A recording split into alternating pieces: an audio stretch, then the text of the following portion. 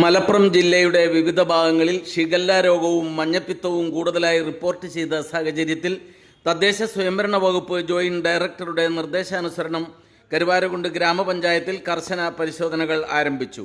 ഇതിന്റെ ഭാഗമായി പഞ്ചായത്തിന്റെ വിവിധ ഭാഗങ്ങളിലായി കഴിഞ്ഞ ദിവസം രാത്രി 25ലധികം ഹോട്ടലുകളിലും ബേക്കറി, കൂൾബാറുകൾ എന്നിവിടങ്ങളിലും പരിശോധന നടത്തി.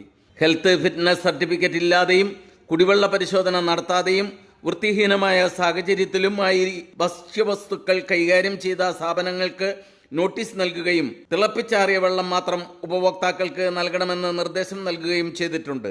ശുചിത്വ മാനദണ്ഡങ്ങൾ പാലിക്കാത്തവർക്കെതിരെ കർശന നടപടി സ്വീകരിക്കുമെന്ന് അധികൃതർ അറിയിച്ചു.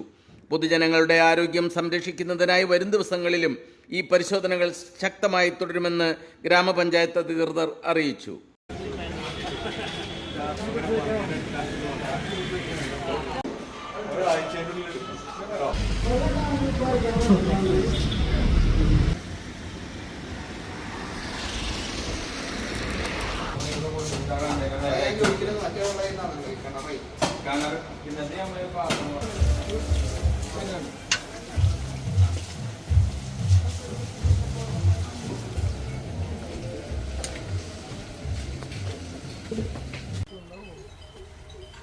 വേണ്ടില്ലേ